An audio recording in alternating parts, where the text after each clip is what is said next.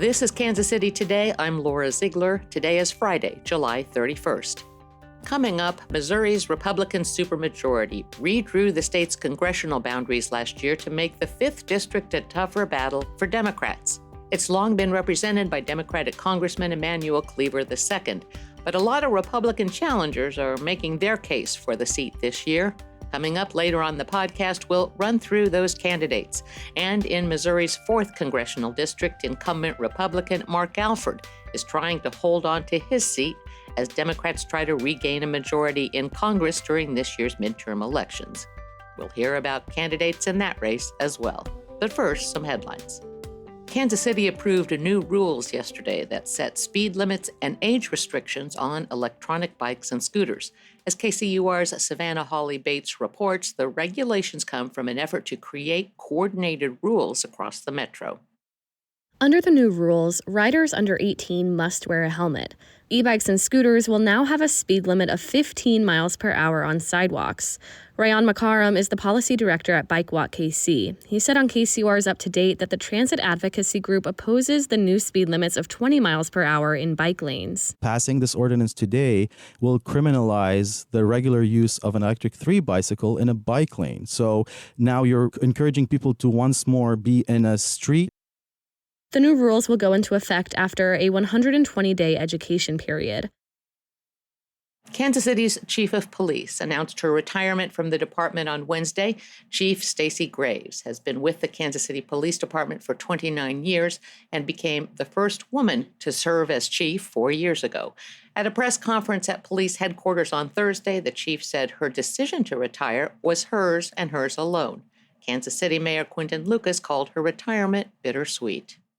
We have been together in this room or on those steps on some very challenging days and on some very good ones. But throughout all of them, she's been dedicated, she's been devoted, and she's been a friend to everyone in Kansas City. Graves will remain police chief until a new one is appointed by the Board of Police Commissioners. Lucas is the only elected Kansas City official who is a member of that board. And a Kansas City math teacher will be one of the newest members on Missouri's State Board of Education. KCUR's Jody Fortino has more on that appointment. Governor Mike Kehoe announced Michael McDonald from the Park Hill School District will join the board that oversees the state's public schools. The governor's office says McDonald has more than 20 years of experience in the classroom. The Missouri legislature added a teacher representative position to the board in 2018 as a non-voting role. But the Missouri Independent reports the position sat empty until McDonald was appointed. He joins the board as it prepares for a national search to find the state education department's next leader. Former Education Commissioner Carla Esslinger announced her retirement in May after 2 years at the helm. Stay right where you are. We'll be back with more of Kansas City Today after this.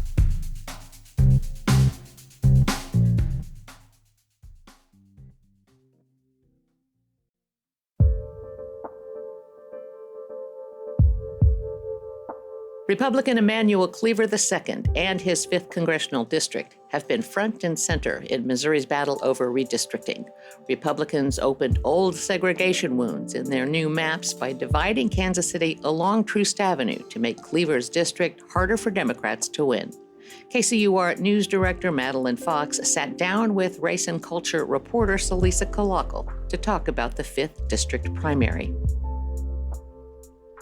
So, Celisa, if voters are currently represented by Emanuel Cleaver II in Congress, they might be in the 5th District. But under the new map, the 5th District now runs from Troost Avenue in Kansas City all the way to Osage and Marys counties, nearly 200 miles east. So your safest bet to find out if you're in the 5th District for this primary is to check the Missouri Secretary of State's website. But as to the candidates, let's start with Cleaver. Celisa, what has he prioritized in office? So Cleaver has really prioritized housing. That's a big issue for him. He's also prioritized just bringing federal dollars back to Kansas City, supporting infrastructure projects, housing developments. So most recently, that includes money to support improvements at 18th and Vine. They've been going through renovations recently and improvements, money for the Kansas City Area Transportation Authority, and money to support the redevelopment of Parade Park, which previously was once the oldest Black-owned housing co-op in the country. And that's a project that Cleaver himself has been very passionate about. And in other things he's been pretty outspoken about, one of those is the redrawn district map. Isn't that right? Yes, from the outset, he was pretty angry. His district and his seat was the primary target of redistricting. The goal of Republicans was to break the district essentially into 3 separate ones and then give Republicans a leg up in Congress. Especially he's been upset about the choice to use Troost Avenue as a dividing line to separate the new 5th district from the 4th. In Kansas City, we know it as a historic racial and economic dividing line. And he said that choice could lead to a representative who doesn't connect with communities of color and perhaps will legislate not with their specific interests in mind. Cleaver is alone in the Democratic category, but there are 6 Republicans vying for that nomination. What do we know about those 6? Well, one thing we do know, and this is according to reporting from the Kansas City Star earlier this month, is that only one of those 6 Republicans actually lives in this new 5th district. Because that's not a requirement. And so Brad Patty is the only Republican running in the primary who actually lives in the district, and that's something he's been kind of touting in his campaign is, do you really want, an outsider coming in to legislate on behalf of you? The other candidates we have Micah Beebe, a real estate broker, Rick Bratton, he's currently serving in the Missouri State Senate and previously served in the House. Taylor Burks, he was previously the clerk of Boone County. Brett Huffmeyer, he previously worked for Kid Bond and John Ashcroft when they were Missouri senators, and Burton Knox, who previously ran for this seat back in 2014 and 2016. So, large pool of candidates for Republicans. Right, and certainly looking at that harder to win seat for Democrats just based on demographics and saying, why not me? Exactly. I think they're looking at the new district. They're looking at the fact that it stretches into very rural counties that went for Trump, counties that oftentimes vote Republicans into office. Counties that might have negative connotations with Emmanuel Cleaver, given what a member of the Democratic establishment he has been for so long. Yes, exactly. And I think they may be hedging that maybe they don't need to play to the concerns and the interests of voters that live in, these eastern neighborhoods of Kansas City because the district now extends so far wide into almost central Missouri now. And then, Lisa, who else will be on the ballot? So we have a libertarian candidate, Randy Lankreer, but voters will not see him on the August ballot. They will see him on the ballot for the November general election. So for the primary's sake, we're really just looking at Republicans. Yes, we're going to see who voters will go for in the Republican primary. They're trying to distinguish themselves from each other by honing in on specific issues like rural hospitals. Some of them are really trying to align themselves with Trump's immigration policy. So we'll see which of those issues and messaging really resonates with voters. And we'll see if voters care to have a representative who actually lives in their communities. That was KCUR News Director Madeline Fox speaking to race and culture reporter Salisa Kalakal. And Missouri's Republican supermajority also redrew the 4th congressional district last year. That's put Republican Mark Alford, who's held the seat since 2023, in the hot seat. Here's Madeline Fox once again, this time with Missouri government reporter Savannah Holly Bates. So, Savannah, if voters are currently represented by Mark Alford in Congress, they might be in the 4th district. But under the new map, the 4th district now includes all of the Jackson County portion of Kansas City west of Troost Avenue to the Kansas state line and then stretches 150 miles south to Dade County. So your safest bet to find out if you're in the 4th district for this primary is to check the Missouri Secretary of State's website. So given that, somewhat unusually for an incumbent, Mark Alford has 2 Republican challengers, and then there's 7 Democrats who are vying for the nomination. So Savannah, let's start with Alford. What has he prioritized in office? Alford has been in office since 2023, and before that he was an anchor on Fox 4 here locally. And he's raised most of any candidate in this race, almost $1.4 million as of June 15th. He is very pro-Trump. He's pledged to be an outspoken conservative voice in the role if he continues to serve. His other priorities include being anti-abortion, pro-Second Amendment, and notably pro-immigration and customs enforcement.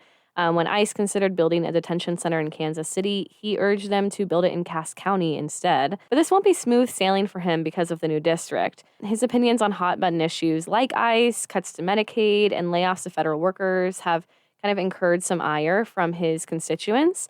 And redistricting has taken the 4th District from one where Republicans like him have a 30-point advantage to only about 10 points. Right. They took some of the more reliable Democratic voters out of the 5th District and moved them into the 4th to make that 5th District that Cleaver has more competitive for Republicans. But that also means the 4th is more competitive. And what do we know about his Republican opponents? So he's facing 2 Republican opponents. Heather Shelton, a realtor from Belton, who's also a small business owner. She says she's running on transparency and to bring down the national debt and protect constitutional rights. She's more moderate on some issues. Like she says she supports the military but is not in favor of the war in Iran. And she wants everyone in the U.S. to be documented, but wants strong and humane border protection. And then there's Scott Vincent Vera. He's proclaimed himself as an America First Christian. His core issues are no wars, no foreign aid waste, and no funding for non-governmental organizations. He's anti-abortion, pro-securing the borders, and funding Social Security. But it's important to note that I could not find reports on Shelton or Vera's campaign finances, which indicates that their campaigns have very little funding. The 4th District is a little more competitive for Democrats, just given the way it's been redrawn for at least for this primary. Who are some of the big names taking advantage of that? So Hartzell Gray is a very prominent Democratic challenger of Alford's. He has raised the second most money in this campaign besides Alford. He's raised more than $250,000. He's a progressive candidate. He supports Medicare for all, raising the minimum wage to $25 nationally, addressing climate change, housing as a human rights, and reparations for descendants of formerly enslaved people. And we should mention that Hartzell Gray is a former on-air announcer for KCUR. So who else will be on the ballot? So Jordan Herrera is another notable Democratic challenger to Alford. Jordan Herrera is a U.S. Air Force veteran and former Missouri Assistant Attorney General. He's running on lowering the cost of living, rebuilding the middle class, and accountability in government. And just to quickly run through, who are the other 5 Democrats? Yeah, so the other Democratic candidates include Wayne Russell, a former veteran, missionary, nurse, and high school teacher; Jeanette Cass, a farmer who has worked for the USPS; Ashley Rogers, a manager for Populous; Randy Miller, a longtime morning show host at Q104; and G. Rick, a former school board of trustees member from California who's enrolled at Missouri State University. But there's no information about his campaign available. There's also Thomas Holbrook, a libertarian candidate who supports marijuana legalization, abortion rights, and free market policies. Quite the field. Yeah, it's a very crowded primary. And that was KCUR News Director Madeline Fox, this time speaking to another KCUR journalist, Missouri government reporter, Savannah Holly Bates. And of course, you can find more information about all the upcoming elections in KCUR's voter guide at kcur.org/elections. This is Kansas City Today. I'm Laura Ziegler. This episode was produced by Byron Love and KCUR Studios. It was edited by Madeline Fox and Gabe Rosenberg. Our music comes from Blue Dot Sessions. In case you didn't get it, you can learn more about all the upcoming elections in KCUR's voter guides at kcur.org/elections. And of course, you'll find tons more local news from your very own Kansas City NPR station. Thanks for listening. We'll see you on Monday.